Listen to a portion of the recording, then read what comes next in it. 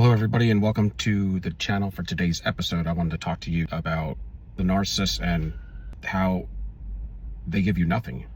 The narcissist gives you nothing. So let's jump in.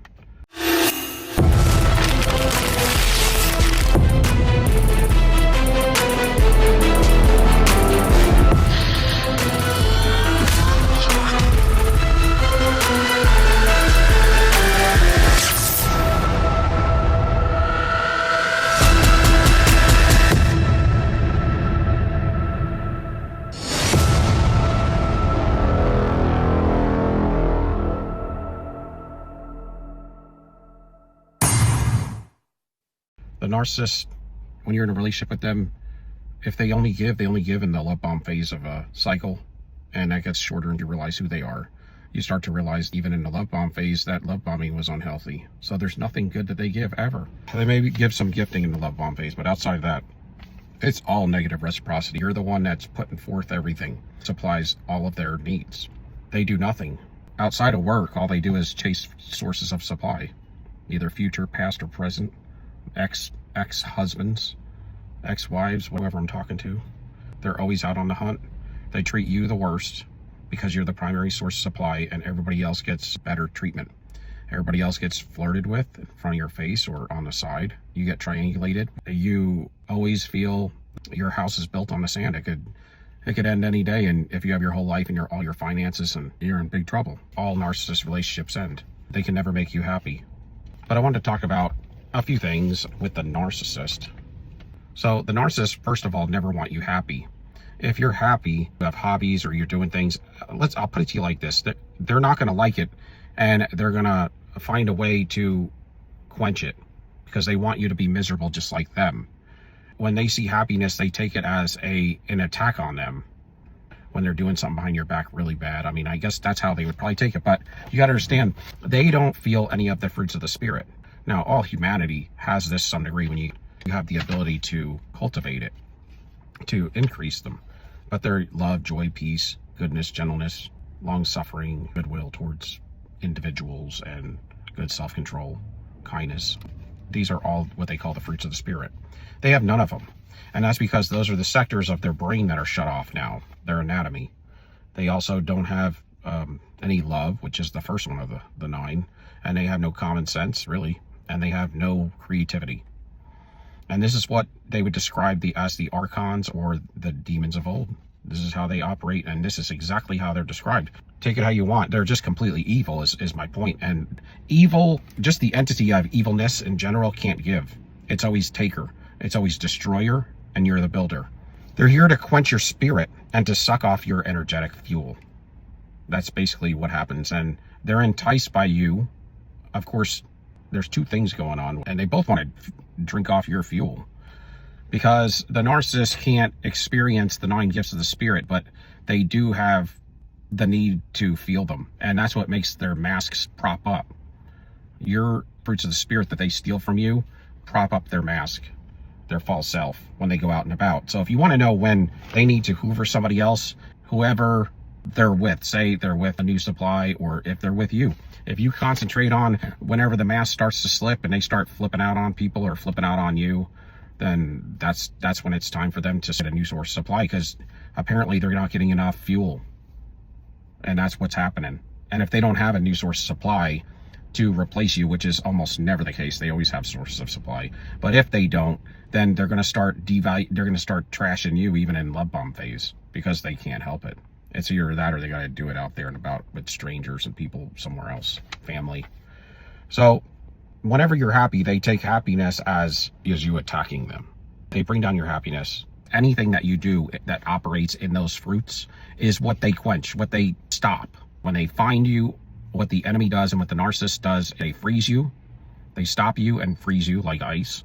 And then they take you down and back. And really what they really want to do, and what the parasite in them wants to do, is do the same thing they did to the narcissist, except they can't do it to the degree they did it to the narcissist. But they do the same tactic. They stop you from growing, just like the narcissist. They're in arrested development, and they back them up as far as they can. If you leave it up to them, they'll back you all the way up to toddlerhood again, and being completely codependent to them. I mean, and that's what happened to them. I mean, that's why they're arrested. Because if the parasite didn't arrest them when they did, then they would eventually probably grow to a point to where possibly they could see where they need to make change. But because they arrested them, whenever they made a pact with the enemy, they agreed to all this. With this imaginary friend spoken of from Sam Vakman, where they sacrifice their true self, they let this imaginary friend take over and indwell them and become the mask, lead them, protect them, to bring them fuel, energy. And it becomes their god, and it's a cult between them, the two of them. And whenever you get involved with them, you're part of the cult too, because they're the cult leader and you're a recipient. So what's interesting, anything that you have that's authentic and anything that you do that works in the 9 fruits of the spirit is what they're going to quench. And they're going to steal it and take it and put it in their factory. They're going to seduce people with it and look good with it out and about. Now, when that fuel runs dry on you because you can't produce enough and you're being drained by this negative force every day, they'll start slipping that mask and they'll have to jump to a new supply. And then they'll devalue you still if you listen to them, because you'll be the scapegoat, then the black sheep, and they'll be the golden child. That's why you're a shell of a person after, because all of your authenticity is gone. All of your creativity is gone. All of your common sense is gone. All of whoever you were innately, you feel like's been stripped from you. All of your fruits and gifts and talents are just about gone. You don't even know who you are. And it will come back, but that's why you're in deep, deep, dark depression. You have all of the traits they feel on a regular basis, and at the level and the vibration they are normally on is what you're on, and they're living it up out there with your energy. They like to project onto you all of their negativity. And if you take it and dwell it and accept it and believe it, that's what they want. When you wake up to this, or you get to a place in time, whether you woke up or not, if you deny the acceptance and the believing of what they tell you, then it causes them a narcissist injury, because it makes them face reality for whatever they're trying to put on you, and you ain't accepting it. That means it's coming from them.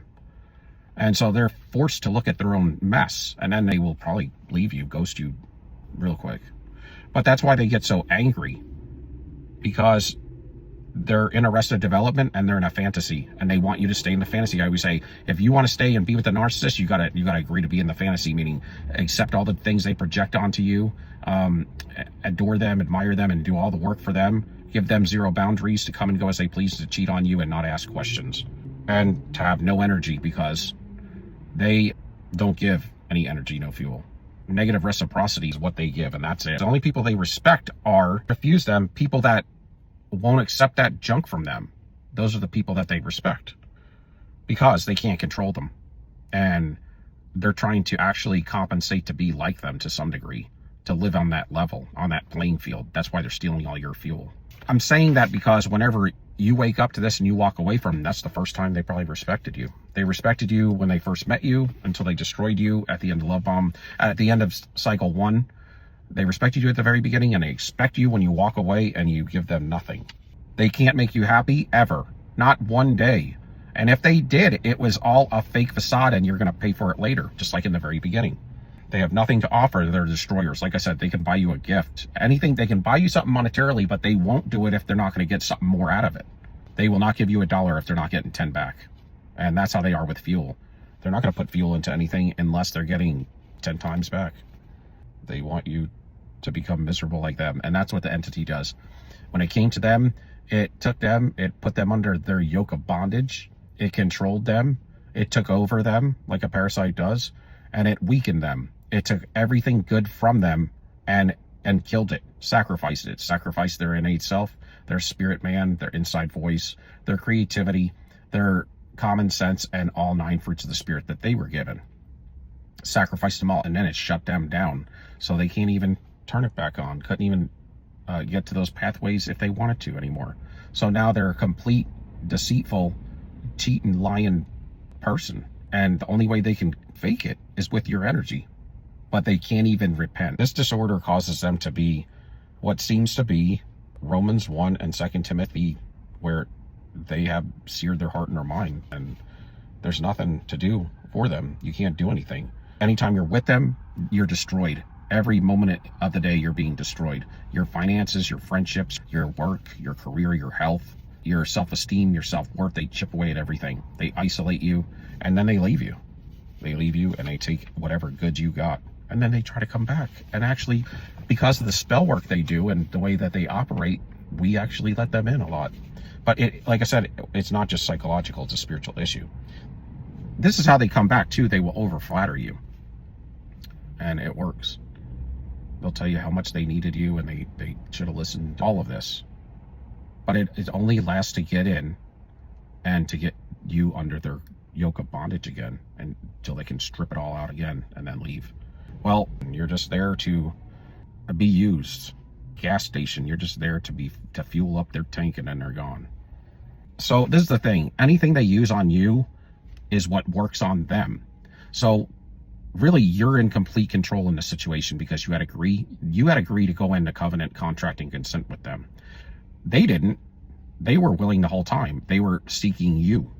They were stalking, and they were pursuing. You weren't pursuing them, generally speaking, if you're a primary source. Secondly, you're the one with all the fuel, and they want it. Okay, so if they can't give you anything, they can't give you anything. So if they can't give you anything, if they're takers and destroyers, and you're the only ones you're the ones with all of the commodity, then you're the one with the power. They can't even agree to leave the relationship. Only you can. That's how this covenant works. That's why you don't get closure, and they can't give you any, because they never want to leave you. It's got to be your decision to give yourself closure. But that's kind of how it is. So you're holding all the power. And this is the thing, when you operate correctly, you see it. When you're with a narcissist, and if you don't agree to accept all their projections, and you give them indifference and nonchalant like they always do you, then it's going to keep getting worse, because it's got to come off of them. Somebody's got to pay for their sin. Whoever's going to accept it. And I ain't accepting it no more. So go find somebody. But they have tantrums. But their tantrums start out like, when they're cool because you're giving, it turns into manipulations. But when you are cool, and it causes them to have not manipulations anymore, but tantrums. That's what's funny. They're not calm and cool anymore. When you're cool, they're not. They have tantrums. When they're cool and you're doing everything to feed them, then they're manipulators. They're cool, calm manipulators in control. When you decide to refuse their projections and accept their negative energy, then they can't be cool anymore, because that's what makes them cool, the fuel that transfers between you two. And without that, they can't be cool. You're the one that regulates their emotions. You're their emotional regulator. And when you don't emotionally regulate them, somebody's got to. That's the thing. That's why out and about, they may go flip out on other people, family, friends, other partners, people at work, somebody at the store. They got to dispel this energy, and somebody's got to pay for it, and it's whoever accepts it. They can't make you happy because they don't have happiness in them. You need the 9 fruits of the Spirit to give somebody happiness, to genuinely give it. All they can do is fake it. Fake can't give nobody nothing real. Fake is just to manipulate to get in with you, but it doesn't give you anything. You get in a relationship anything good, and the only thing they can give is bad.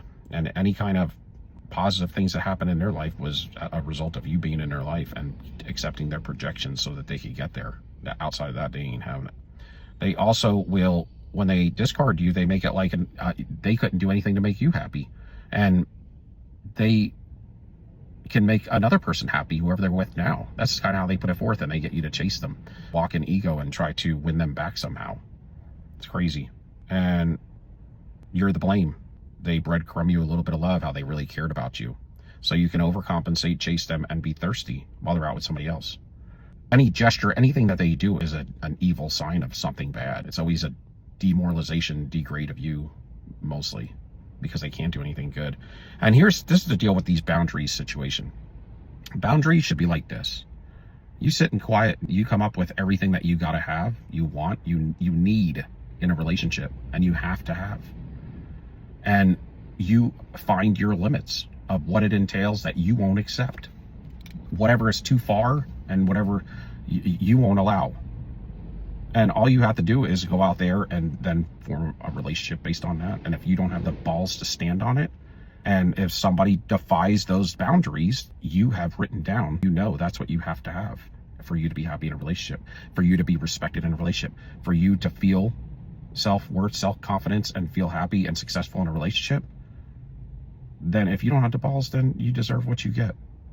That's it, y'all. Basically, because if there's a narcissist out there and you have boundaries like that, then you don't have to look for a narcissist. If you're out on a date with a narcissist, that right there will shine a light on anything narcissistic. If you have boundaries and love yourself. That's all you have to do. Stand on your word, stand on what you wrote, stand on what you believe and what you need in a relationship, period, on what you won't go past. And if somebody defies it, you're done. This is the deal also. You know, they can't give you closure, and they usually do feel the pain. They feel some sort of the pain and some sort of regret or remorse, whatever they can feel in humanity. They do feel some of those things, and I'll tell you why, is because when you're all evil, like a narcissist, and somebody is pouring all goodness into you, it's scary when they leave, because they were the reason for your success. You have been propping up the narcissist the whole time, and when they lose you, it's scary. I mean, and it's scary if you go and you heal and you refuse them, if you discard them first, or if they discard you and you just put them on no contact and never talk to them again. I mean, you're happy with somebody else, they're going to stalk you for the rest of your life, but that stuff kills them. And every time they see you, they know that you know who they are. It shines right through to them who they really are. You're not losing a thing when you leave them. You're in benefits mode when you leave them. They're in depletion. That's why they feel so bad and horrible, because their success and their happiness, whatever they call happiness, was based on their levels of power and control, was based on you propping them up the whole time, regulating their emotions, flipping energy with them, and helping them keep sane to some degree. They are pieces of crap, and they chose to be that way. The narcissist wants you just like them, and that's what the parasite does to you. It degrades, it takes all of your fruits of the spirit and strips them from you. It takes your conscience and strips it from you, and your creativity. It takes you and brings you into ego. It takes your self-esteem and self-worth gone. Your inside voice, you don't even hear it anymore. And you don't have too much common sense because you're running on your emotional field that they've hijacked. Then in your mind, you're ruminating. So you can't even think right. You're all fogged up and you're depressed. You're anxious and you're paranoid.